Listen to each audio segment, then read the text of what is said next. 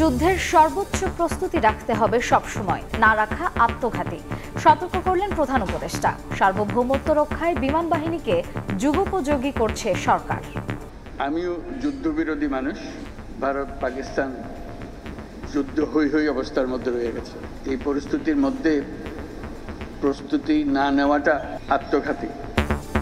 বন্যায় 4 জেলার ক্ষতিগ্রস্তদের নতুন ঘর দিলেন প্রধান উপদেষ্টা। দুর্যোগে সেনাবাহিনীর ভূমিকার প্রশংসা, সবার সহযোগিতায় স্বনির্ভর জাতি গড়ার প্রত্যয়।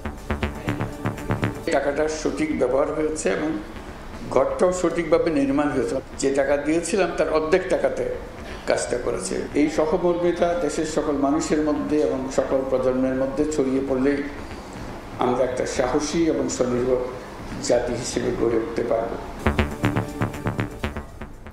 দেখছিলেন প্রধান শিরোনাম। দুপুরের সময় সঙ্গে আছি আমি মার্জিয়া শ্রেয়া এবং আমি সাদিক হাসান ইমন। এবারে অন্যান্য শীর্ষ সংবাদ।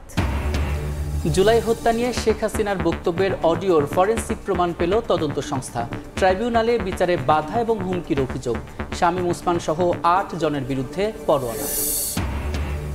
ভারতের আদানির বিদ্যুৎ আমদানিতে প্রায় $40 কোটি শুল্ক ফাঁকির অভিযোগ। অনুসন্ধানে দুদক। বিদ্যুৎ উন্নয়ন বোর্ড ও এনবিআরে নথিপত্র চেয়ে চিঠি।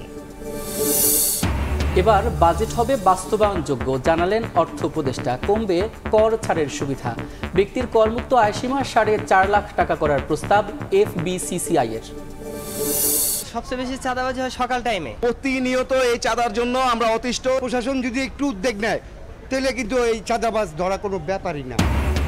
অস্ত্র ঠেকিয়ে তোলা হচ্ছে টাকা। রাজধানীর সড়ক যেন চাঁদাবাজির স্বর্গরাজ্য। পার্কিং এর নামে সিটি কর্পোরেশনের রিসিপ্ট দেখিয়ে অর্থ আদায়, নির্বিকার প্রশাসন। এবং পবিত্র হজ পালনে সৌদি আরবের পথে মুসল্লিরা। আজ 13টি ফ্লাইটে যাচ্ছেন প্রায় 5,500। ঢাকাতেই হচ্ছে 2 দেশের ইমিগ্রেশন। ব্যবস্থাপনায় সন্তোষ।